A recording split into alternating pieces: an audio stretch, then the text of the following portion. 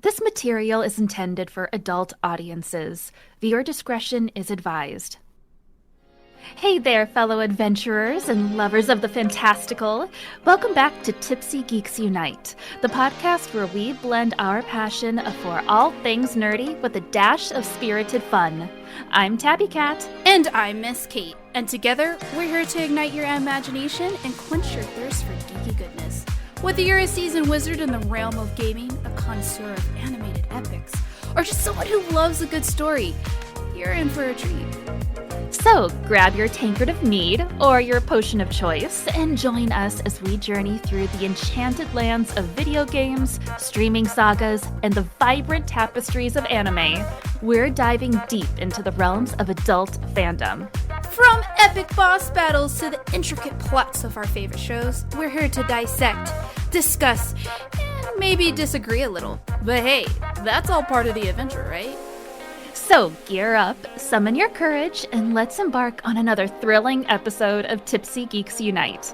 Raise your goblets to the heroes and heroines of our stories. And remember, the real magic happens when you embrace your inner geek. All right, folks, what quest shall we embark on today? All right, Tabby, we are finally going to talk about Blue-Eyed Samurai, and we had talked about doing this in season 1, but you hadn't watched it yet. And I'm excited because it's an adult animation that I thought was really, it was good. I'm not gonna say really good. It was good, and I wanted you to watch it because I have a lot of hot takes on some things that you're very interested in. But before we dive into Blue-Eyed Samurai, what are you drinking? I am having a s'mores old-fashioned. And my roommate made one for me during my, 15-hour stream. Mm-hmm. And, it was like, please, I need more of these. I love anything s'mores. It's so freaking good. And they even toasted marshmallows for me. What? Like hand toasted some. Sheesh. Right? Fuck, that's bougie as hell. They're a good bartender. Shit. I wish my fucking roommate was good at bartending. I just get a lot of edibles and stuff from her. Well, both our roommates have their strong suits. Right? I get a different vice other than alcohol. That's fair. Damn, that sounds good. I mean, I don't like s'mores because I don't really like marshmallows, but I'll fuck with it every once in a while. I eat anything s'mores. I'm not a huge marshmallow fan, unfortunately. And what do you have? I'm sipping on some Japanese whiskey, baby. The good Japanese whiskey. What kind? It is Toki Suntory whiskey. It is. Is it aged? It's from the founding house of Japanese whiskey, established in 1923. It doesn't say that it's aged, but fuck, it is good. Oh my god. I have this bottle. I was just looking it up. I have it. It's so it's fucking really good. It's so smooth. It is. It's very light. And that's what I like. I mean, I'm not a fan of smoky whiskey. I just dropped something. I'm not a fan of smoky whiskey, like the heavy stuff. I like a light whiskey, and Japanese whiskey hits the spot with that. So I'm sipping on that straight. Nice.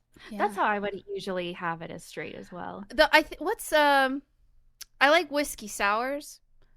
Yeah. Mm-hmm. I think that's one of the few hot toddies you put whiskey in. I'm trying to think of whiskey like cocktails. I think those are the only two I really like whiskey in. Mostly I just drink whiskey straight. It's best that way. Yeah. All right. I old fashioned. Yeah. I thought old fashions were bourbon. Bourbon whiskey. Yeah, you're right. I used to love old fashions. I like it when they put like a nice dried orange in my old fashion. Mm-hmm. Like an orange slice. Yeah. I need to go buy bourbon now and make some old fashions. All right, I'm handing it over to you.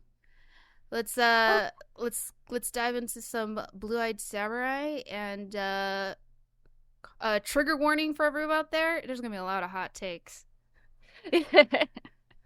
Okay, so Blue-Eyed Samurai is an adult animated action adventure drama animated show on Netflix. It's 8 episodes long, so it's really short. I think each episode's 45 minutes long or around that. Mm-hmm.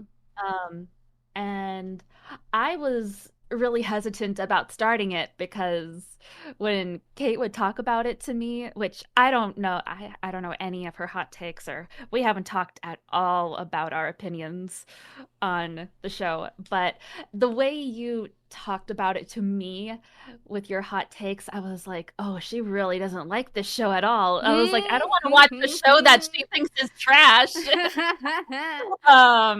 So I was very heavily critical going into watching it. And I do really like it, and Mm-hmm. I like a lot, like the things the show does, the things that they do well, they do very well. Yes. And the things that I have criticisms of, I think they could definitely improve on. Mm-hmm. I could feel it. I could feel it. I could feel these. Oh, it's gonna be a good chat. So it's on Netflix, and it was created by wife and husband team Amber Noizumi and Michael Green, with supervising director Jane Wu. Um, and it came out in 2023. Okay, I thought it was a little older than that.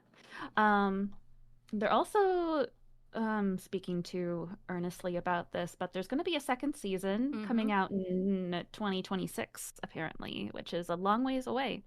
They're cooking. Hopefully they improve on the shit we're about to fucking dish on. And the show actually won a lot of awards, including a daytime Emmy. Or sorry, a primetime Emmy. Woo! I don't know the difference, but woo!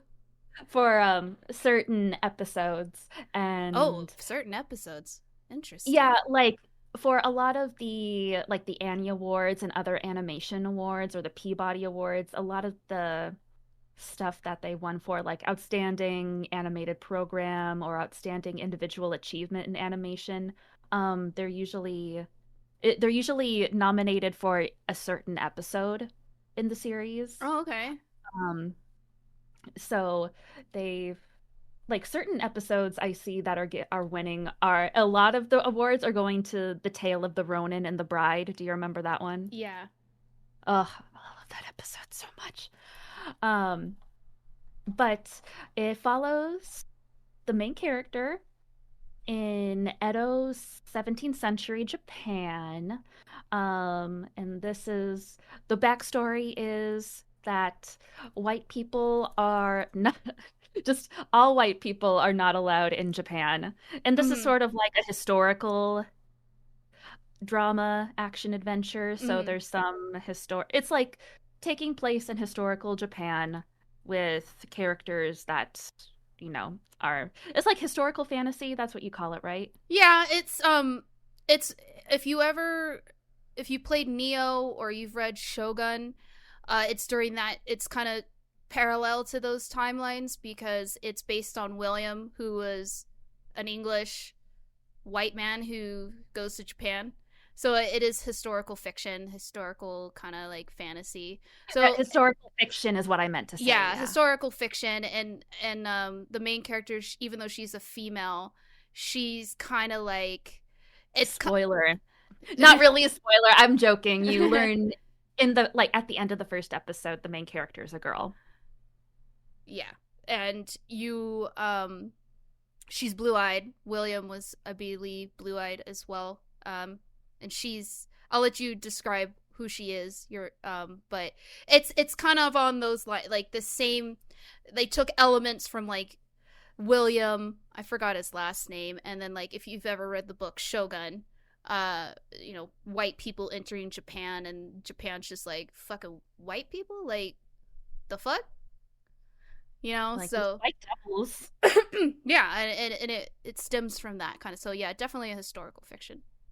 Yeah, Japan closed its borders, um, isolationism, and closed its borders by the Tokugawa shogunate. And there's only apparently 4 white men in Japan, and everyone's like, "There's no white people in Japan." And Mizu, who is the main character, and says, "No, there's 4 of them, and I must kill all of them to seek my revenge," because she is half white, half Japanese. Mm-hmm.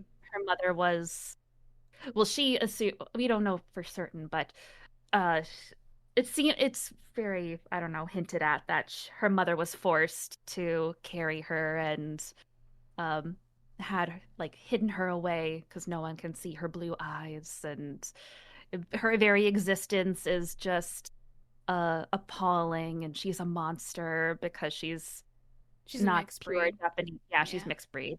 And it's very, very sad story of discrimination, and also the major story of revenge. It's very Kill Bill mixed with Mulan, with the female warrior trope and having to hide her identity Mm-hmm. as a woman. And actually, I found out when I'm as looking at the cast, because I wanted to look up the voice actors. Um, let me see where did Man, I'm ready to talk about the voice acting already. Let's go. I have right? Oh my God, so I have many to look hot at takes. I have so many hot takes about this voice acting. no, wait. Okay, Let okay, me pull fine. them up. Oh God, I'll wait. Okay. Jeez, Um, I'm getting bossed around. the English voice for Mulan in Disney's Mulan was Ming Na Wen, and Ming Na Wen is in this show, and she plays Madame Kaji. Hell yeah. So I kind of like that connection with the two female warrior movies Mm-hmm. and slash shows. And she does a great job. She's a great voice actor and actress in general, and I have no problem with her voice There was acting. 2 voice actors that I think did a great 3. I'll say 3 that did a good job.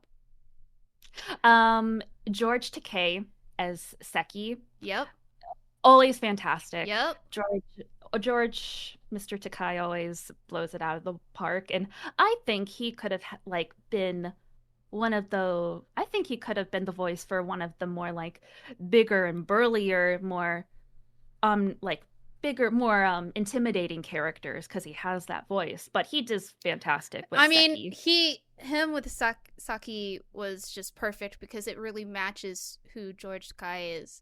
I think as a Hmm. person, it was a good match, and to me, what voice acting, like when we play video games or when we watch, anime or other animated, you want your voice actor to bring that character to life, and I think he did a great job playing Saki. And we referencing Baldur's Gate, the voice actors were those characters, and that's what the voice acting I feel should be. You need to be that character, and I'm gonna hold my hot take until we start talking more about the voice acting. But he did. George Takai did phenomenal as Saki, and Saki was done dirty in the show. Hot take. We'll get to that. We'll get to that. We'll just talk about the entire season. It's just so spoiler warnings. Um, and It's been out for over a year. If you haven't watched it, that's a you problem. yeah, we're going to talk about everything. Um, so the basically Mizu, it's a story about you get flashbacks to her past and how fucking depressing it is. And she's followed by this from the first episode, she meets this. It's a lot about disability too, I think, in the show as well, like sort of like a side plot. Uh, she's followed by this guy named Ringo from the first Peaches? episode. Yeah, Peaches. Peaches? God, that made me cringe. I loved it.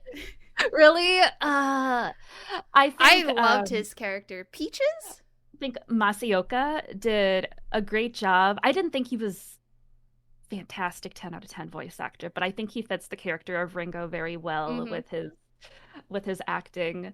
And he actually was born with no hands as a birth defect, so he makes his own prosthetics basically, which I think is a really fun idea It's cool as for fuck. yeah.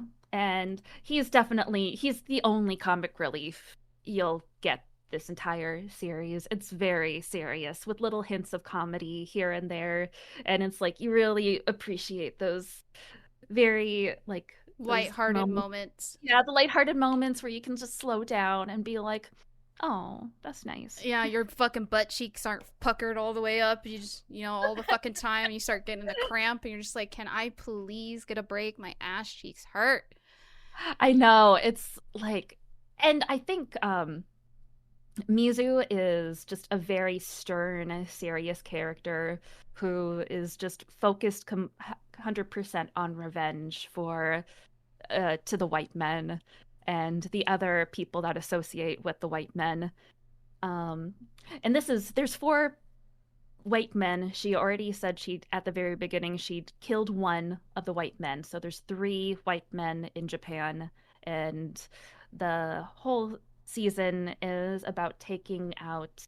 She's trying to find Abijah Fowler, which is such an interesting first name. I've never heard of Yeah, Abijah's first name, but he's from Northern Ireland. So I don't know if that's a Irish name or not. Um, beats me. but but Ringo, very cute, wholesome, follows her around like a puppy. And he even finds out that she's a girl by the end of episode one and doesn't discriminate against her for her gender, which everyone else in the series, I mean, it's 17th century Japan. Like, you're going to see a lot of female discrimination in the series. Yeah, it's very adult. It has a lot of sex, a lot of Yeah, uh, you see penis in the first episode hell yeah. and Hell yeah. vag. Oh yeah, you see vag. Yeah, It's like full on I have smut, baby. I it's a love lot. smut. We all know Kate is a smut lover, and You see a lot of smut.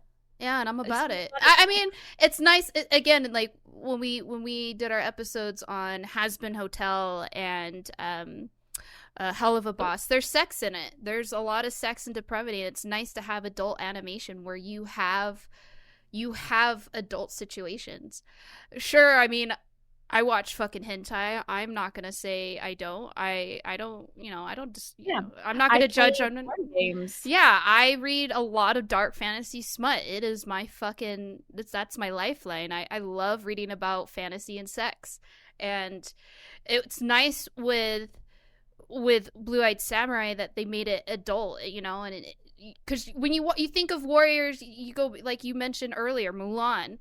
It's very Disney, and sure, it's great. The story of Mulan's animated version of the story, it's great. I love Mulan, but having an adult version of a female who's just fucking hell bent on revenge, and there's a lot of adult situations. It's nice to have that as two people, the both of us who love watching animation shows.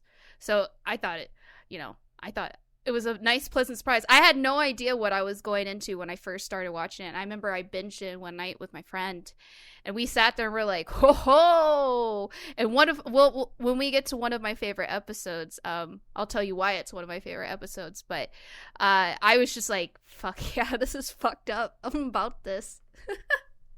Yeah, should we talk about Mizu first? Yeah, let's go. Let's go into Mizu. Yeah, and Mizu actually means water, Mm-hmm. and her name means water. Mm-hmm. And if you see her sword, it looks like waves Yeah, crashing. I think that's really cool. Um, but I love how she's a very OP character, but she's not a perfect character. And the show will remind you a lot that she is just a demon. She's a monster, and her revenge it hints heavily that her revenge will lead her down the path of destruction and death yeah. for her. And I mean, she self-taught in martial arts. She observed because um she was kind of, I wouldn't say adopted by the blacksmith who is voiced by, I can't pronounce his name, but he plays Shang Tsung in the Mortal Kombat movies. Another great voice Oh, actor.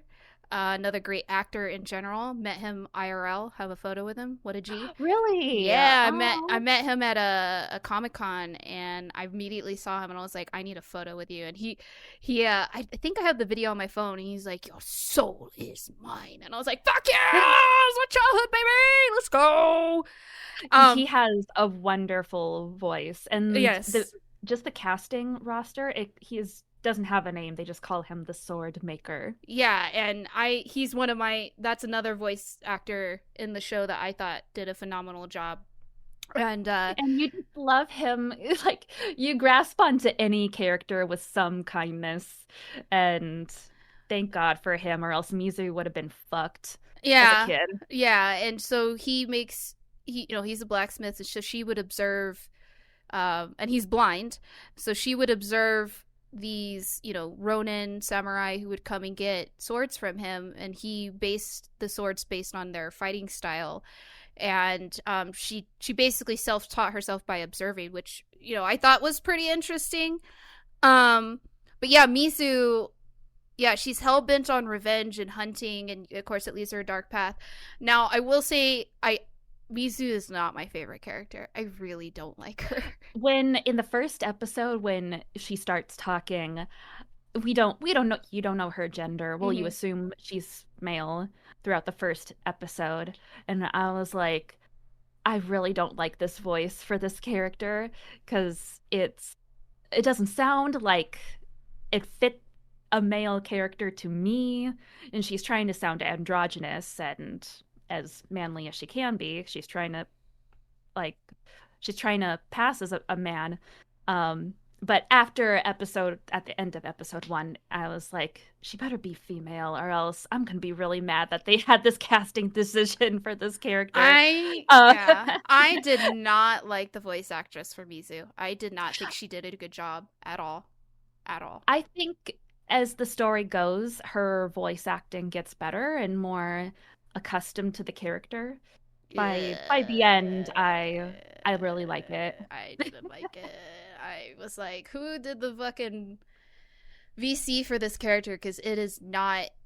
And I just could not get attached to Mizu, not just because of the voice acting, but um, as it's. I wouldn't say the story for the show is shit, especially Mizu's story. It's not shit, but it's not great. It's very mid, in my opinion, because it does follow the whole revenge, I'm discriminated as a woman and as a half breed kind of trope. But I just, maybe if the voice acting was a little bit better, I could like her more. But I don't know. I felt that I was impressed with, like, again, her ability to learn how to fight through observation and her courage and bravery, but I also felt like she is fucking naive, and her nativity is due to the circumstances in which life played out for her. But I like very strong female leads, and that's going to lead into the other main female character, who's the princess. She was a much better character, in my opinion, than Mizu. Really? Yep. I don't think we saw it's Princess Akemi, who is voiced by Brenda Song, and I wouldn't have, if you asked me who was voicing this character, I would have never guessed Brenda Oh, I Song. knew it was Brenda Song from the fucking get-go, and I am Really? not a fan at all of Brenda Song. I don't like. I don't think she's a good actress. No. The VA for it, the voice acting she did for the princess was eh, but I liked the story of Princess Akami Yeah, she was much passable. much better Um, than Mizu. hmm I will say I don't, this: I want Mizu and fucking Princess Akami to fuck. yeah, I was thinking they would, I thought there was but some sexual tension going on obviously, there, uh, but they're I both think, straight as day mm, so far. yeah, so far. I'm hoping they aren't completely, but I don't know. I'm surprised you like Akemi more than Mizu. I think, and that's, I thought I would be drawn to Misu too, but after so many episodes, especially the one about where you learn about she was married and stuff, Yes. I was just like, yeah, I don't fucking like you. I couldn't find a connection to her like I Princess Akami. Like, I felt very like, it's hard to describe because it's a personal thing, but Misu just did not draw me in as much as Princess Akami because, you know, both have really shitty fucking situations they're going through. But I felt that Princess Akami is more, she comes from being spoiled and loved and getting, for the most part, getting what she wants, and then when she faces the reality, she's like, fuck, and she starts she grabs life by its balls to a certain extent. And Yeah, she's so stubborn. I felt like, Ugh. okay, because Mizu's so blinded by her rage, and for a while Princess Akami was blinded by love, but she starts grasping the reality of the situations that she in. She's like, no, fuck this, bro. Like, no, no, no, no, no. And I like that she uses her mind. Misu's all brute force. I like that Princess Akami, is more strategy and tactics versus just being a badass martial artist like Mizu. And that's why I was drawn more to her. I think that's the biggest, like, if I had to literally describe, it's, for certain stories, I like brains over brawn. So to me, Misu was like, okay, yeah, whatever, you're hell-bent on revenge and you're very good at martial arts. I like Princess Akami. Like, I like her too. like at I the last episode where she's like, I'm gonna choose power over love, and I was like, fucking get it, bitch. I was very surprised, but when that happened, but at the final episode, her handler and like pseudo father Seki dies at the last minute. Uh, and then she's like, I want power and I don't want to run away anymore. And I was like, okay, so the death of your father figure made you realize you gotta be a strong bitch and like stay in this horrible place And I and mean, be the ruler. it really shows that the story really does very well highlight the discrimination against women, and it is basically fact in feudal Japan that women were not as powerful as men, and they had to find a way to fucking survive. And it really shows the different contrast of how Mizu is surviving and how Princess Akami is surviving. And I think they highlighted that very fucking well. And I will say about the story was well done, even though the story is very mid. That the disability, the discrimination, and how these characters are okay, what's my fucking tactic here? What is my play? How am I going to go about this? And it shows that the women, they're highlighting that women are a lot, they're going to be the strong suits in this story versus the men. Like, look at all the men who are in the first season, how a lot of situations they got fucked over. And and I love that. I mean, that's why I read a lot of fucking dark fantasy. The dark fantasy romance shit is like, the women are not weak. They come off as weak at first because they're very like, either they're sheltered or they're insecure, or different situations, but then they're like, I'm gonna rise and I'm gonna be a bad bitch. And they get with a shadow daddy or some badass villain, and I'm like, fuck yeah, that's the dream. And that's just a personal preference of mine. I don't like weak women where like, I can't do that. I'm like, bitch, get up. Bitch, get the fuck up, slap that hoe, and you fucking get it. Draw some blood. Doesn't matter how you draw that blood, sword, poison, you fucking kick someone off a cliff, just you get up, fight. You gotta survive. And I really, why I did enjoy, one of the reasons I really did enjoy Blue-Eyed Samurai is strong females. And this is coming from somebody who does not like females in video games and movies. Like, I don't play them. I don't go out of my way to get attached to them. You know, when I play Baldur's Gate or any type of video game where you can do character customization, I always pick a male. And I mean, males pick females. I mean, big booby characters, and I like big schlong characters. You know, it's just a preference. But I usually don't watch shows that are really female based. They're usually secondary, and for this one to be the females are primary, I was very impressed in how they wrote the women. Even though Mizu's not my favorite, she's written pretty well for what her character trope is, essentially. So yeah, Princess Akami, Mizu, I think they match very well. They're very oil and water, but they do not like each other. They still mesh in a sense that they have basically the same, I wouldn't say objectives, but it's like, I'm sick of being viewed as a weak woman. I'm about to fucking lay it out for you, brothers. Catch these hands, because they're rated E for everybody. And the guy in between the two of them that they both have in common, Taigen. I fucking hate Taigen. Dude, I didn't like him either. He's a fucking bitch, dude. He is a bitch. His voice acting shit, but that character is a fucking bitch. He's such a fuckboy. Oh, he's engaged to fucking the princess, and she's like all in love with him and dedicated him, and he's like fucking hooking up with courtesans and prostitutes, and I'm like sitting here, and then at the end he wants to save her and tell her he loves her, and she's like, nah, bitch. And that's when she threw him away. At that point I was like, yes, I was so worried that they would get together. That's what you get. But I have a feeling that him and Mizu are gonna fall in love.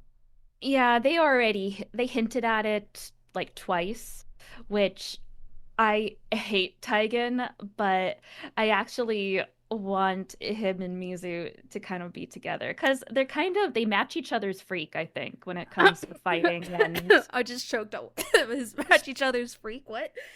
They do match each other's freak when it comes to fighting. They do. And that sexual tension's there. Yeah. And like, he already got a boner for her, and he doesn't even know she's a girl. It's very Mulan and Captain Shang coded. Like, questioning, well, Disney's Mulan didn't like question any sexualities or anything, but he's such a little shit, but I like seeing him get his comeuppance. Oh yeah, and he does. It's gratifying as fuck. Especially since Taigen and Mizu have a history as kids, and that's why I don't like him, is because he was a little racist brat. Well, everyone was racist, and everyone is racist, but he is just like one of the representatives of her bullying and harassment as a child. And that's why and it's obviously no one's meant to like him at first because of that. But didn't like him at the fucking end. No, I didn't. I don't like him. I don't hate him, but I like to see what he and Mizu get up to, because they work well together, I think. They have that chemistry, if not just like possible lovers, but they have that chemistry. I want to see, by the end, they definitely respect each other. Yeah, because again, well, not again, but the story really portrays people's eyes opening to the actual situation, because it's always, everyone is so, they have tunnel vision, and when situations arise and then they're thrown into the mess that they hear about or read about or whatever the fuck they exist in, and it's affecting them, they're like, oh fuck, there's actually more to this than it's black and white. There's a lot of gray, and I really did enjoy that development. I thought it was well done, with how each character has its own personal development, even though some of them died. It was like, I thought, when you see, when it dawns on Princess Akemi when her father was the one working with the white men, Yeah. Yes, that was such a big twist for me. I saw Was it for that. you? No, I saw it coming. I knew her father was a fucking piece of shit. Well, There yeah, there he was is. no element of surprise to this show. Again, it's because I maybe I read too much of this type of shit that I could see shit coming from like a mile away. But I knew he was gonna betray. I knew that he was gonna do something fucked up. And when he, when she pushes her like courtesan, when he pushes her courtesan friend off the fucking thing, I was like, I knew that was gonna come as soon as he you was work. like grabbing her. I was like, you working with a white man, you motherfucker. So yeah, I that to me wasn't the plot twist. So I mean, it's a plot twist, but it didn't shock me. But that to me was when I was like, when Princess Akemi, like, it just fucking clicks. I was like, yeah, get it, girl. Fucking fuck your father. He's a piece of shit. Like, don't fuck him, but like, fuck him over. No, um, he's awful. I didn't like him from the beginning, and No, they did a good you're job. not supposed They to. did a good job in the story with when you're not supposed to like a person or a character, you did not fucking like him. Like, you did Yeah, not fucking like him, and it was like justified. I was waiting for Lord Daiichi to like abuse her, like physically abuse Akemi. I was waiting for him to like snap, and it always felt like there was just like she's asking and badgering him and like begging him to not get married to someone she doesn't know.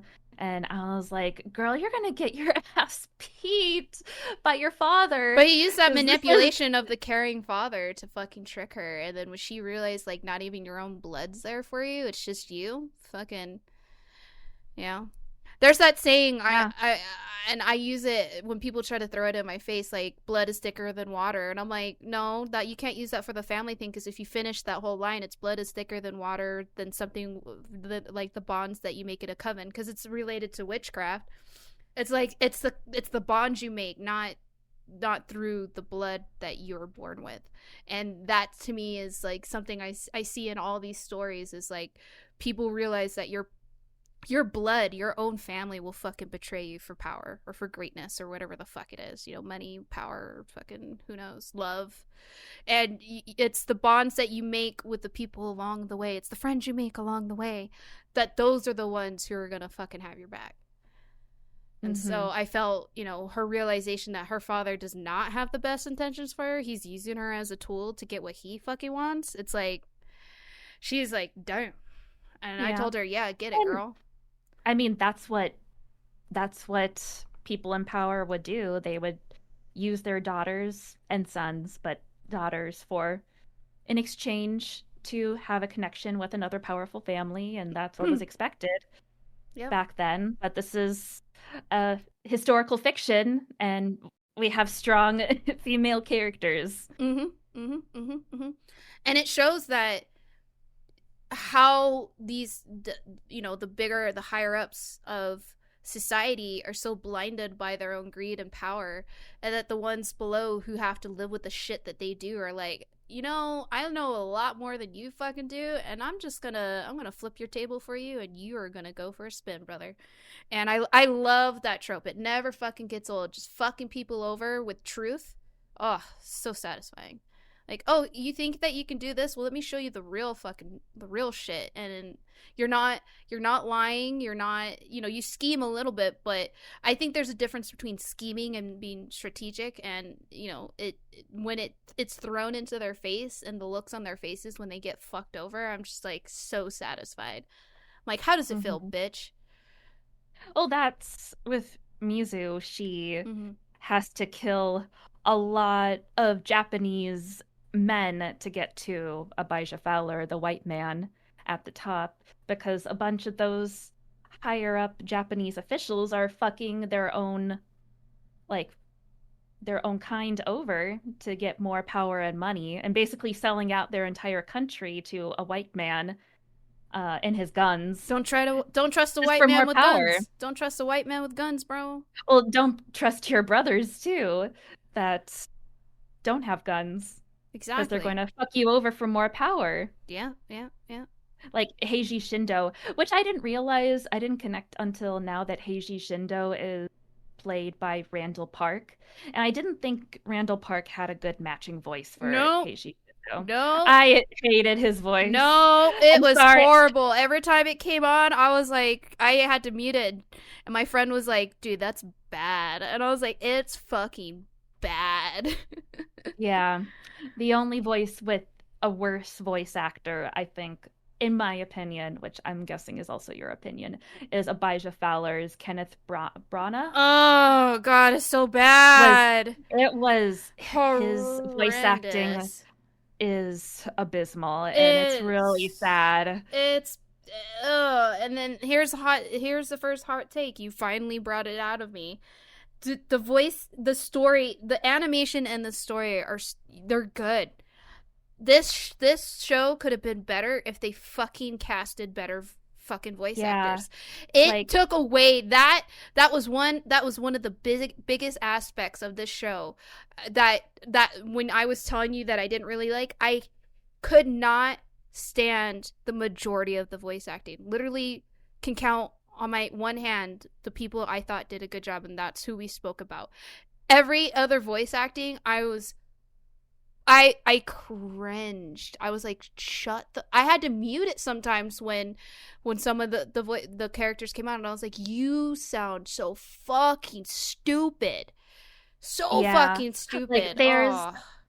I don't know if you'll remember her, but she's not even credited, but one of the brothel like attendants that isn't a courtesan or anything will like talk, and I'm like, it sounds like you're a little girl recording in like a bathroom. What It's is bad. this? It's bad.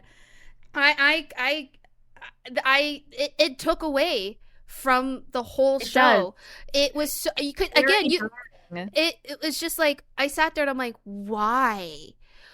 And I never look up voice actors for like English speaking shows, because I'm just like, I usually watch stuff in its traditional language, but this one was in English, and I looked up the voice acting because it was that fucking bad. I'm all, who did they hire for this? Because this is bad. Holy shit. This is and the animation's fucking beautiful. It is so well done when it comes to the animation and the art style, because one of the artists, I follow her on Twitter. Her name's Abigail. She does an amazing artwork. And so when she announced that she was doing artwork for Blue Eyed Samurai, that caught my attention. And I was like, this looks fucking beautiful. I want to watch this for how good it looks. And then when I heard the voice acting, I was like, why would you ruin something so beautiful? Why? Yeah. Why? The casting director needs to get fired. Reevaluation, my friends. Like, shit, dude, the voice acting just there was a couple that fucking took the cake, but and they're not even the main characters. They're fucking side characters, and one of them's dead. It became less jarring, I think, for me as the episodes wore on.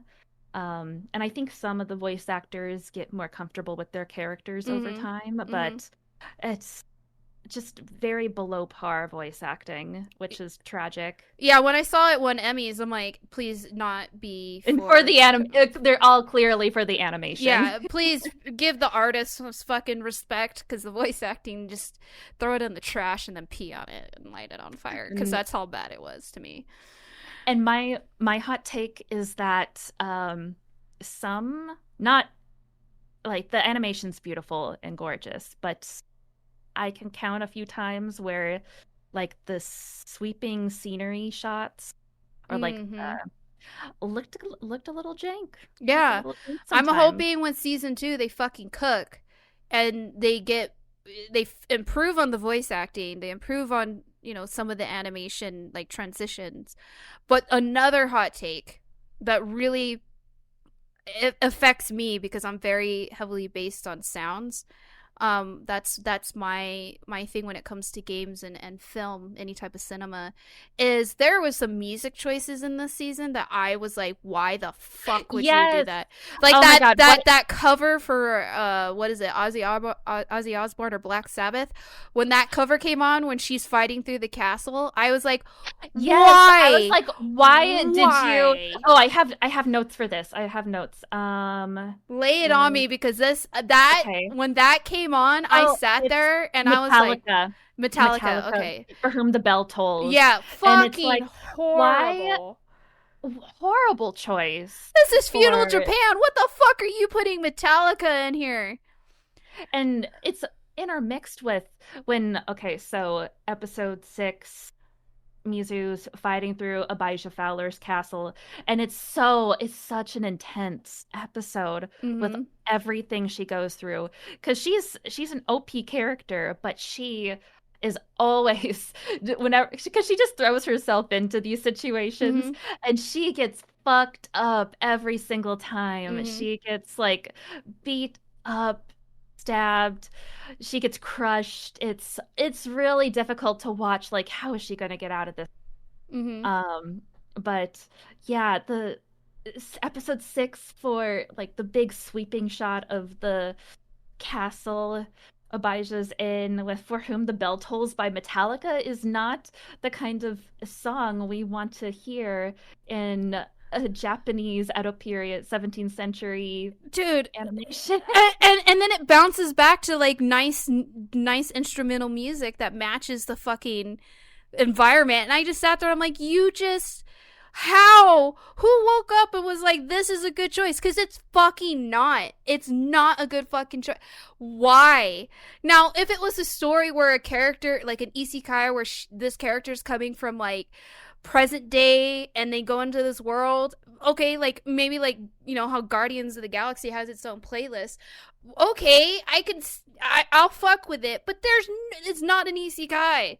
It's not. It's literally what you said. It's based in feudal Japan. What are you doing putting Metallica in this? And then there's a couple other songs that were like supposed to be more modern, and I'm sitting here like, you just killed the whole fucking vibe with that fucking music. You are not showing any type of fucking, this is all over the place. Not only is the voice acting bad, but now the music choices are fucking bad. And I sat there like, I have to push myself through it. I have to, because I'm at the end.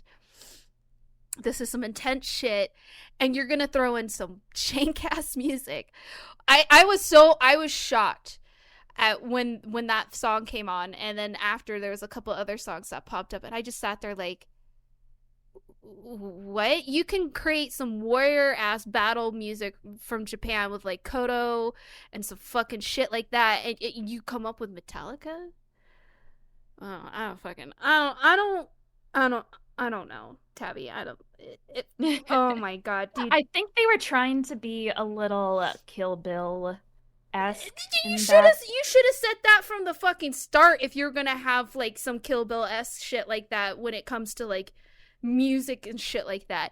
Quentin Tarantino is a master at that kind of shit, but who the fuck, like, I get wanting to, you're inspired by so many different stories and situations, but you gotta also know what the fuck you're creating. Like, I'm in the process of creating something, and it's heavily inspired from different video games, books, shows, manhwas, and I'm incorporating in it what fits.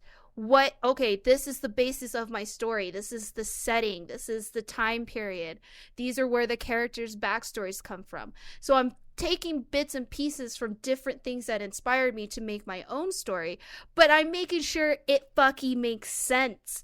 That doesn't make sense. You're trying to create this badass story in feudal Japan, and you're gonna throw in fucking heavy metal from X amount of years in the future. Like, why? Oh my god, it heated me up so much when that happened. It was like 2 a.m. I was with my buddy JS watching this, and when that came on, both of us were just like, I paused the show, and both of us are like, who in God's fucking name thought that was a good choice? Because holy shit, that voice acting and the music choices, when I first brought up Blue Eyed Samurai to you, those were the reasons why I told you that the show was not as good as you know, other people may say. For me, I that killed it for me. Yeah, okay, I'm toning it down. I'm gonna take a sip of whiskey. Sheesh. Oh, the fire in me, bro. That pissed me off so bad. I was just like, all right, this killed it for me. Am I going to watch the second season? Yes. I want to see if they cook and they improve and they don't make any more stupid choices. like the choices that they made in the first season, but I do not have fucking high hopes at all. I'm going in with the lowest fucking expectations for season 2. But oh man, I really want to know who they picked for the team and who was just like, this is great. Because it's Like, not. one thing I don't have anything bad to say about is the fight choreography. Oh, it's so good. Just each situation, each fight is always different. And they Yes. just so creative, especially with Abijah Fowler's castle getting to him. Mm-hmm. No one's gonna know what I'm talking about, but who would have thought of psychedelic flowers and monkeys? Like, oh my god, that was terrifying. That was that was trippy, dude. That was trippy. It was like, okay, they're introducing not just weapons, but drugs. And people. Yeah, drugs and animals. Yeah, yeah. When that happened, I was like, all right, I can fuck with this. It's a little weird, but I'll roll with it. Everyone's different when they're fucking high off some hallucinogens. Like, let's go. And like when Taigen and Mizu meet Heiji Shindo, and I'm just got a better way of explaining is Taigen is a character I love to hate. You just like to see him beat up, and when he gets stolen or kidnapped to Abijah Fowler's castle and he gets tortured, I'm like, I'm fine with this. This is nice. This is good. Yeah. Please give me more. I'm gonna go make a cup of tea and I'm gonna enjoy this. Yeah. Yeah. It's his comeuppance, and I sat there satisfied. I'm like, how does it feel, bitch? But before that, when they're meeting with Heiji Shindo, and he's like, I've got 5,000 archers surrounding us on top of the walls of our surroundings, and it's like, is he bluffing? Is he not bluffing? Is he telling the truth, or is he bluffing? And when they have to carry that, what is it, like a pot lid or something, I forget what it was, if it was a shield or a pot lid, and they both have to get out of there from the 5,000 archers.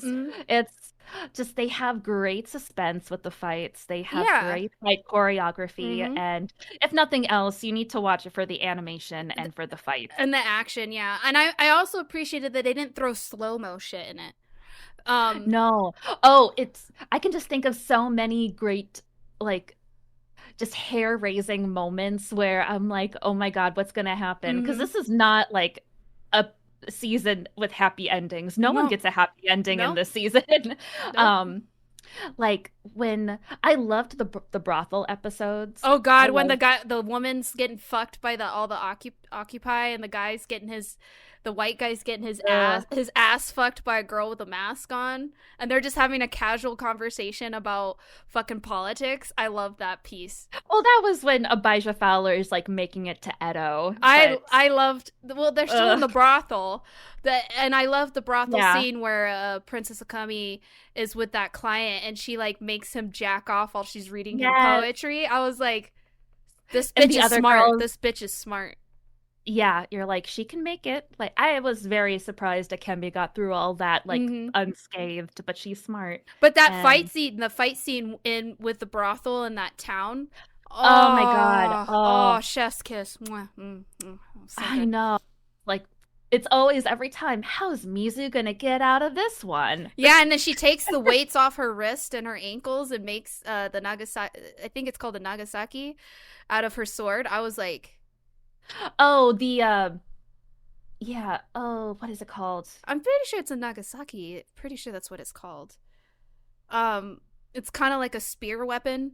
Oh, God, when she did that. I know, that was peak. That was, because I wouldn't say adult animation, but another animation that I thought was absolutely beautiful, but I fucking hated, is Arcane. I hate the story of Arcane. I'm not a League fan, hot take, but I thought the animation was beautiful, but some of the fight scenes bother me because they did slow-mo. I like raw fucking choreography when it comes to fighting. I think you mean a Naginata. Naginata, there you go. Not a Nagasaki. Yeah. Where the fuck? I don't know. It's Naginata. Anyways, that scene where she takes the weights off, makes a Naginata, and she starts fucking shit up. I was like at the edge of my seat, breathing heavy. I'm like, this is peak. This is what I'm here for. And give me the violence. Hmm. because she was raised by a black like swordsman, so she knows how to construct those weapons. So it's like it all comes together. It's Yep. crazy, but it all comes together. It makes sense.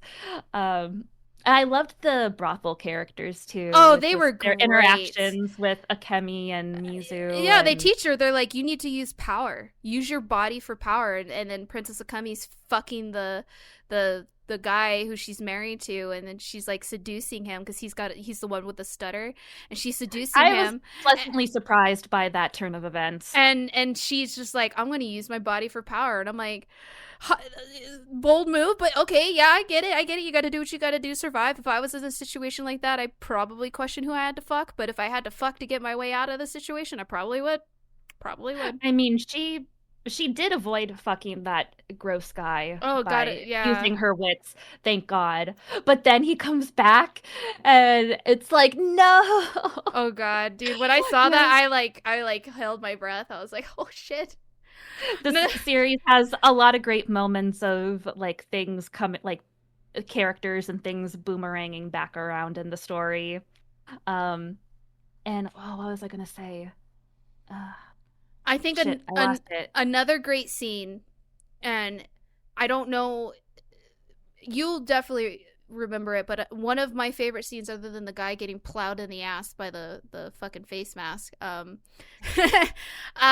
is when Misu is trying to forge her weapon and she gets completely nude and is writing scripture on her body. Yes, That scene was fucking beautiful. it's I chilling. it I was like, oh shit, this is it's getting real, part 105, and oh, I love that scene. I know. I loved that. I call him Sword Daddy. I love Sword Daddy coming back. I was like, yay, we get to see Sword I Father. was It's I like was Mizu calls him Sword Father. Yeah, I also like, one thing about Mizu that I will say is when you have the flashback where she marries the guy and her mother sells her Ugh, out. You can't tell, she doesn't know if her husband or her mother, it's quote unquote, her we don't, supposed supposed, mother. yeah, supposed That mother was like when sold that her came for out. drugs and she kills them both. I was like, No, she that's doesn't. she She killed kills the husband, but the husband kills her mother. Yeah, that to me, I really liked that, because if I was in that situation, I would have done the same fucking thing. I'm like, all right, so my supposedly mother, sold me out for drugs, or my husband sold me out because he wants to get favor back with his lord, and then these guys are gonna come hunt me down. All right, fuck this shit. You both die, and I was like, justice served on a Yeah. cold And that's platter. the episode that gets all that won so many awards. Cause it's Um, fucking good. It's oh fucking good. Where Misu's trying to finally fit in and have a normal life, and she starts falling in love because she thinks, no. okay. I I love was that like, episode. holy shit! And she gets completely fucked over. I was like, damn. And then she I kills know everybody. I was like, even better, it even wouldn't be better. I knew it'd not be a happy ending. But I was like, "Ugh, she's happy." It's like she needs to find her inner happiness Hmm. and She forget needs to find her inner revenge. peace, and Yeah. there's a really good Korean show called The Glory, and it's basically about a woman who was bullied by a group of people in high school, and they mutilated her body. They did all these things and just ruined her life, and her mother was fucking terrible to her. Her mother's an alcoholic slash kind of like a drug addict, and the way, instead of, she says it's revenge, but at the end she calls it, I'm getting my glory, and she fucks them over by really showing their true colors, and it's a great show. And then she learns how to love. She falls in love with a guy who his situation's fucked up, and I love that type of kind of, I love that one, they, instead of calling it revenge, they called it glory. And I'm Mhm. hoping Mizu gets quote unquote her revenge, but her glory. She really, she's at the end, she's taking a ship to England because she wants to find her father or whatever the fuck. And I really hope that her and Princess Akami find their glory, because the shit that they've gone through is immensely fucked up. They're traumatized. They're trying to survive. I want them to find their glory so they can finally live. And, I felt, with when Misu in that episode with the flashback of her being married, she was trying. She was, and it So gets hard. so she gets it thrown in her face, and like that's real life. Like you can try to be an honest person, you could try to be good, you could all that, and it gets shit in your face. Ugh. Like, when did we ever see her mother trying to teach her how to be a wife? Because no Exactly. lady back then, like, traditions in like home skills would be passed down from mother to daughter. It's like, when did her mom ever do that? She was just smoking on her opium pipe all the She hid time her. and selling. She hid her away, was addicted to opium, sold out her daughter because her daughter stopped giving her money for opium. Well, supposedly, we don't know which one of them sold her out. But it was like, it just it again showed over and over that the people that you think you should trust are the people are the ones that will fucking betray you. And the people that you don't think you're gonna trust are the ones who are trustworthy. And they do such a good job of highlighting that. And I will say that was the best part of the story. It was really highlighting that kind of situation, because We get to feel the betrayal she's feeling as it's happening in a flashback. and it justifies her fucking rage. It's just, her rage is like, you kind of, people think like, oh, in the story that her rage, Misu's rage, is not justifiable. It absolutely fucking is. If I was in her shoes or Princess Akami's shoes, I would fucking bleed that fucking world dry. I would make everyone suffer. And I mean, minus the ones I care about, but I would fucking I would see red. I'd be like, okay, how many times I've been fucked over? 1, 2, 3, 4, 5, 6. Like I can't even count anymore because it's just consistently being tormented, hunted, bullied, betrayed, like everything in the book.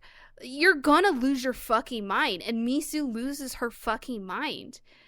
And it showcases very well why she's the way she fucking is. And it's justifiable. And I 100% really, really enjoyed that. Because it's not like in other stories where, like, oh, her family was murdered and blah, blah, blah. But she's the daughter. And, oh, she's, like, so weak. Like, she's not blinded by rage. She's trying to be a good saint. It's like, no, fuck you, bro. Anybody in that situation would lose their fucking mind and just wreak havoc. I would wreak fucking havoc. My sister would wreak havoc. I may be a small fucking person, but I have unfiltered pent up rage, and you cannot stop that. And that's Misu. That is Misu.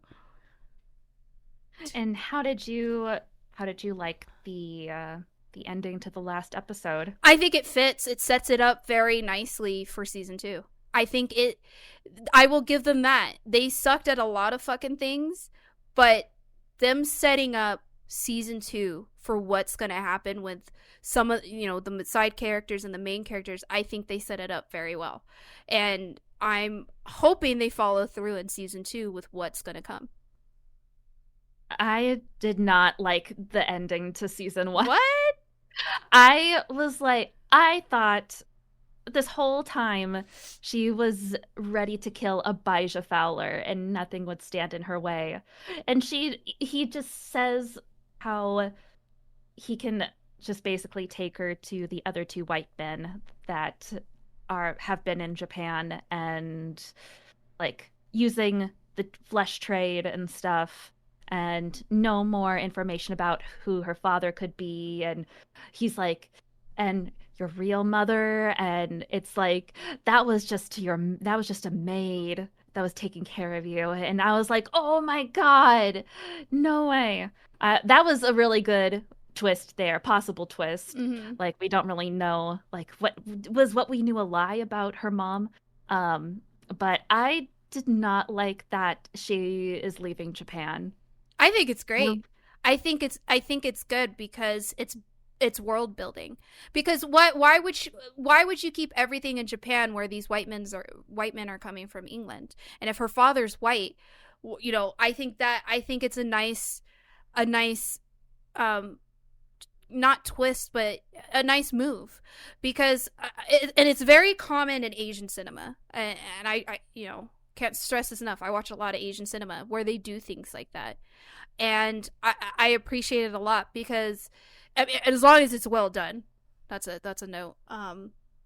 That you need to extend the world, and her going to England, then, you know, it's also a good character development in my eyes, because then she can see what horrors and what possibly maybe good fucking things might come out of her going to England. It might open her fucking eyes.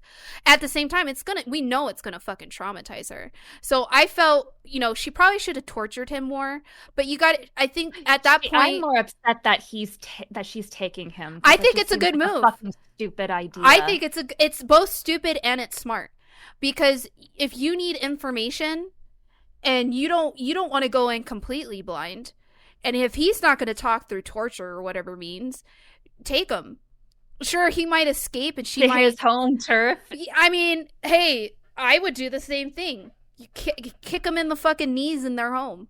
That's exactly what I would do if I was in a situation. And I have fantasized about this.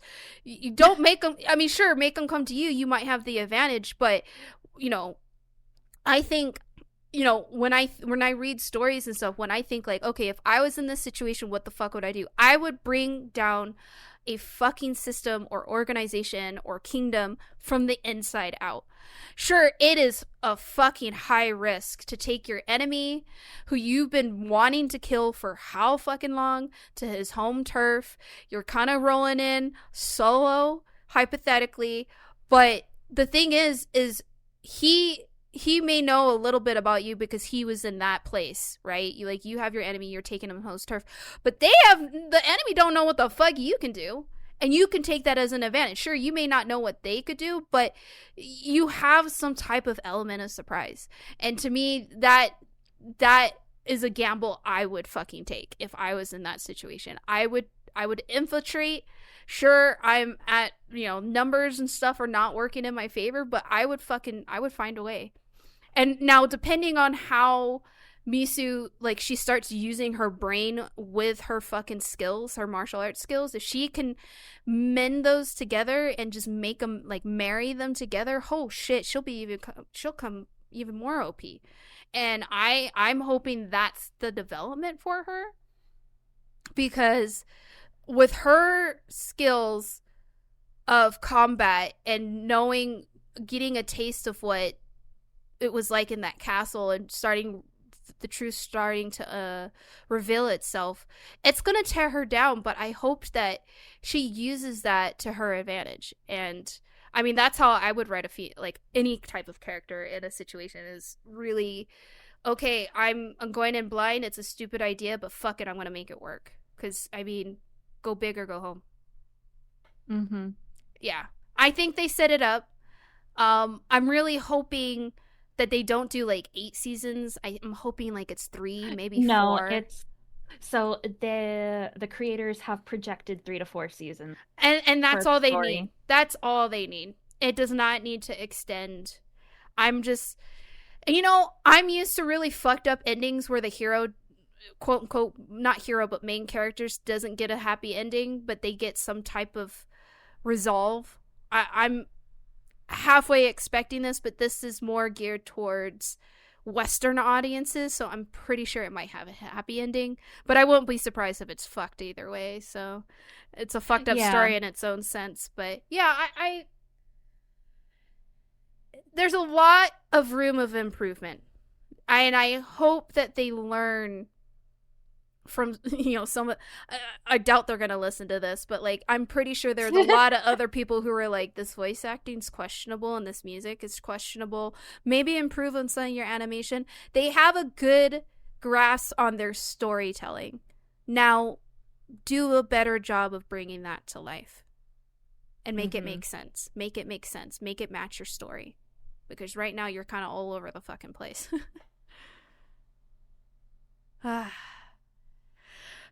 So if I had to rate Blue-Eyed Samurai season 1, it's definitely a 6 out of 10. Definitely a 6 out of 10. I I don't know. I just I love the story so much that I would give it an 8 out of 10. Like I'm like I really want to make everyone in my Discord watch it. I just love it. I would love to rewatch it. I'm not gonna touch season 1 ever again. That's fucking, it's cursed. If I have to listen to that voice acting and if it's on that level again in season 2, I might not finish season 2 because the voice acting, I can get through the music choices. I will push through the music choice questionably, but the voice acting, if you're gonna keep the voice acting at that quality, I can't invest my time into it just because it really does take away. How can I get quote unquote attached to a character when they don't fucking match? If it doesn't match, what the fuck am I supposed to do here? Like, and again, I'm really based on sound. Like, visually, of course I'm very visual, but sound to me is equally as important as visual. You can make something look beautiful and sound like shit, and then it's just shit. That's my opinion. Yeah, sounds very important. We have, what, 6? Is it 6 senses? If you can't hit the majority in certain situations or certain media, then you kind of lose out on that, because world building is supposed to entice everything. When you read a book and you read about food, or you read about sex, or you read about violence or sadness or love or anything, like, you should be able to, all your senses should be engaged. And if you can't bring the majority of those to life, to me, you didn't do a good job. That's my opinion. It's hard, don't get me wrong. I'm not saying it's fucking easy. But if you're going to do something on such a mass scale, especially putting on Netflix, and now it's won awards, you got a lot of fucking pressure on you. So you better fucking cook for a while and actually really go in depth. Because it's, I'm working on a huge project where I'm, without spoiling a lot of it, I'm creating a huge story, a huge universe. I'm gonna, at first I was like, I can get it done in 6 months. And now, as I'm going through it and I'm building, it's gonna take me a few years to actually really draw what I envision out. Because there's just so much I want to put into it. I gotta be realistic. But I really want the audience to feel and to read and to sense and to taste and everything that I'm trying to bring to life. Like, I want them to really get into it. Because I've been, we talked earlier before we started recording, I've been on a book reading binge. And I was telling my sister the other night, where I was telling her about this book I just read, and it's phenomenal. It's called The Fourth Wing. And it's got, like, Hunger Games with, I've never read Hunger Games, but I know about what Hunger Games is, but with dragons, and it's got, like, love and magic and, like, some Harry Potter aspects to it, and it's adult. And when I finished the first book, it's been such a long time since I read a book that fucked me up. And I'm still fucked up over the book. Like, I just went and bought the second book. And the way the author created her world, she created the characters, the story, everything. Like, everything in my being was so engaged. And it's been a long time since something's hooked me like that. I think the last time I got invested into a series that really fucked me up is Harry Potter. Because despite what everyone says about the author, Harry Potter is a masterpiece on how it's written. The world, everything, it's very well fucking done. When I read Harry Potter, I'm in Hogwarts. I'm in fucking Scotland. I'm fucking playing a Quidditch match. I'm eating all this amazing food. I'm feeling the pain and suffering of these people. And that's, to me, is a successful way of telling a story. Like, when you play video games, the last video game that really fucked me up emotionally, was, of course, God of War Ragnarok. I really got invested in that. But a story from scratch that I never had any idea what was going to happen was Ghost of Tsushima. I haven't played a game that has a story like Ghost of Tsushima that really impacted me. And that to me is how somebody should envision a world in which they're trying to create. And like, sure, there's like one-offs and stuff, but to me, that shows not just the love and dedication a creator has, but it allows people to feel different things in what they created. You are able to just, you feel like you're living in it. And to me, what's what I'm hoping with Blue Eyed Samurai is, sure, it started off rough. Maybe this is their first time doing something like this. Now let's improve I will it. say that Michael Green, one of the writers, also created Blade Runner 2049. That's a good Logan. I've never watched Logan. I don't watch anything Marvel. But I Alien watched Covenant and Murder on the Orient Express.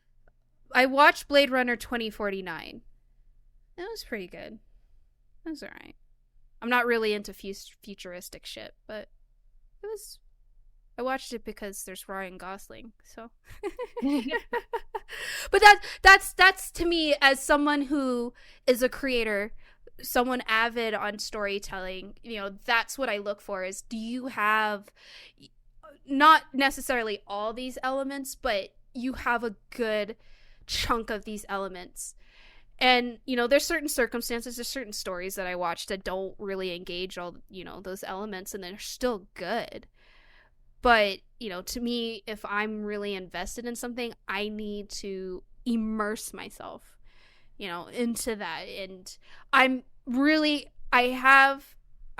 hope that the married couple who's created Blue Eyed Samurai really, you know, work with the production team, the producing team, and Netflix. You know, I don't have high hope for Netflix. Netflix ruins a lot of things, but they really, it's your story, that the world that you create is your baby. That is you. That is you. When I read authors' biographies or why they wrote the book, I always read those in my books. They say why they did these things, and I really want them to really show why they made this, why it's theirs, what it means to them. That to me is the beauty of storytelling, is why. So another swig of whiskey. I got too deep right there. Too deep. Yeah. You went on a tangent. I mean, when it comes to storytelling and world building, those are things I'm passionate about. Like you with voice acting, you're very, very fucking passionate about voice acting. And you know, it's important. It's very important. You know, I remember when we did the AI episode of how voice acting and acting in general is being attacked. I don't know if attack's the right word, but is being infiltrated by AI, and how it loses its, I don't know if you call it humanity, but it just loses. Yeah, I would call it humanity. Yeah, it loses its essence of what it actually is. It really loses its essence. And that's how I felt with the voice acting in Blue Eyed Samurai. There was a lot of elements that could have been done, but it lost its essence because it wasn't well done. And it takes away from what you're trying to portray. I didn't mean to rhyme right definitely. There. I mean, when you do your voice acting, I know that you really get into it. It's your, you have to. It's your bread and butter. When I write or I create something, I put my bread and butter into it. It is me. Put your whole ass into it. Yeah, this fucking little ass of mine goes all into it. I don't have a pancake, but I do have a bubble butt for my size. But god damn it, I will put that full thing in it. Hell yeah, brother. Hell yeah. Is there anything else you want to talk about Blue Eyed Samurai? Anything we missed? I don't think so. I think we covered everything. I will say this to our audience. Please watch Blue Eyed Samurai. Yes. Our personal opinions are our personal opinions. It doesn't take away that it is a good show to watch. It is a good adult animation to watch. It's one of the better ones. And take away what you want. It's so good. It's good to watch. It's short. It's 8 episodes. You're not going to waste a life with watching 25 episodes with some seasons, but it's good. It's has a lot of imagination. The character development is very well done. It's beautiful. There's a few things that are questionable, but maybe you fucking like it. It's on Netflix. Like Tabby said, second season comes out in 2026. Let's hope they cook and they do a good job. And I recommend it. It's a good weekend watch. It's good. It's just if you watch it just purely on the fucking action, you'll be satisfied. Yeah, you can watch it purely for the action. The violence is great. There's so much violence. It might even be excessive. Nah. I think it's great. The castle scene, the whole castle from top to bottom was just chef's kiss, man. It's so well done. I'll give them that. It was hot. It was good. I thoroughly enjoyed watching the whole castle thing, and yeah. If I ever watch the first season, I'll just watch that episode of her going through the castle. Just so good. Right? I want to see her going into England and fucking up white men with her sword. I don't know if she can. They got their guns. Yeah, but ammunition's limited. Swords last a lot longer. Okay. Uh-oh. Was the ammunition limited when Abijah Fowler was storming Edo? Like, those old rifles... The muskets? Yeah, the old muskets can't... How much can they hold? They can't be... I thought there were one-off. You have to reload them. Yeah, and reloading takes a long-ass time. Yeah, because you got to put the pellet, and then you got to put the gunpowder, and then you got to pack it. I thought the guns were very unrealistic. Yeah, that's true. That is true. Yeah, but it's a fucking... I really liked how he got things... I really like how he got the guns into Japan was very creative and fun to watch.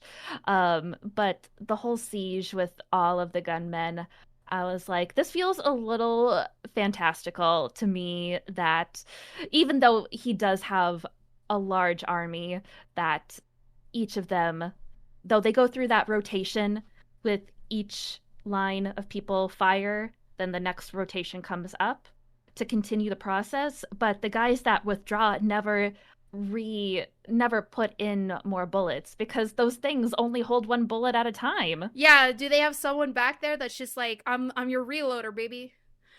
Yeah, and when they go into the castle to kill the shogun, it's like, oh, we're just like banging, shooting everybody, like we have multiple bullets to waste.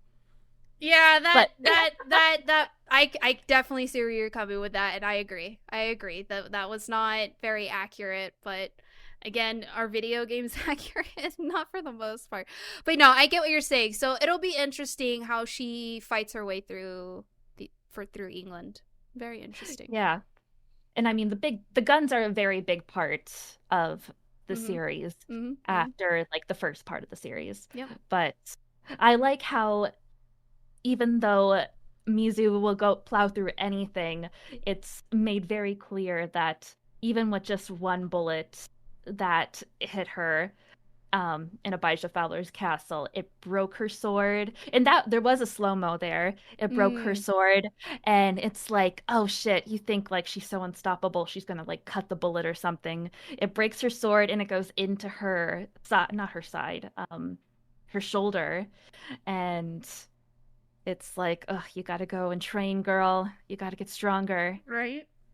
And it also showed her, when she's talking to her sword father, when she makes that sword out of that special meteorite rock thing, that he tells her your impurity is, your soul and your essence is impure, and so you cannot make a pure, unbreakable sword. He was like, it's too pure. The sword was too pure and it broke. It needs imperfections because it needs to match who you are. Yeah, as a I was fighter. Like, yes.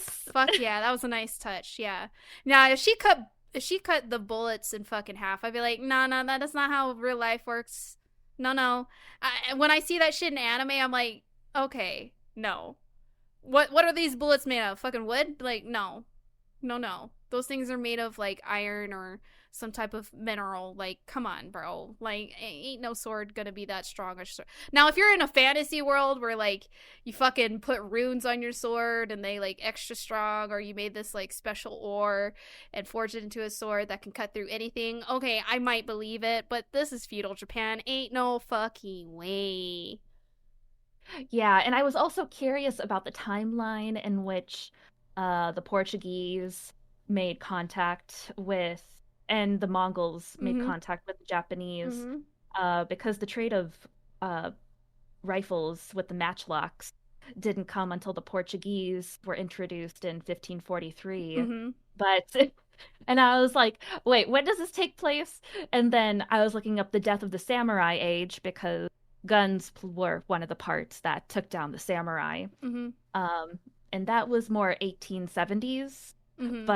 And so this takes place in 17th century, so we're in between those stages. But I mean, 1543 and sometime in the 1600s isn't that far apart. And I was like, shouldn't there already be some guns in Japan? But I don't know, maybe maybe they got all discarded them, I don't know.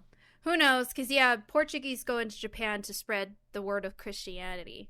That's a huge part in the story of Shogun, which is a historical fiction, and the Portuguese and then the British are there, or the English are there, whatever, and that's a huge part. Yeah, you're right, spot on. So it'll be interesting, because it was only British, English people that were in Blue-Eyed Samurai. You didn't see any Portuguese. Well, Irish. We'll say Abijah Fowler's Irish. Yeah, British, UK, Europe. Yeah, it's the UK. UK, yeah. We'll see. But all right, anything else, Tabby? I think I'm tapped out. Whew. Okay. No, that's it. That was my final point with the guns. All right, guys. Thank you for listening to another episode of Tipsy Geeks Unite. We hope you enjoyed our hot takes on Blue-Eyed Samurai. We will catch you guys in the next episode. Bye. Thank you so much for tuning in to another tipsy and geeky adventure with Tipsy Geeks Unite. We hope you had as much fun as we did. Absolutely. And remember, you can catch our episodes not only on your favorite podcast platforms, but also on YouTube. That's right, we're now streaming our episodes on YouTube. Make sure you subscribe to our channel and hit the notification bell to stay updated with our latest episodes. Make sure to join us bi-weekly. A new episode drops every other week in our quest, promising a continuous dose of excitement and nerdiness just for you. For an extra dose of geekiness, check out the show notes for links to our individual Twitch channels. You can catch us individually streaming a variety of video games, and we'd love to have you join us. Thanks for geeking out with us, and until next time, stay tipsy and keep on geeking. Keep your dice rolling high and your critical hits frequent. Until our next quest, my gaming comrades, cheers.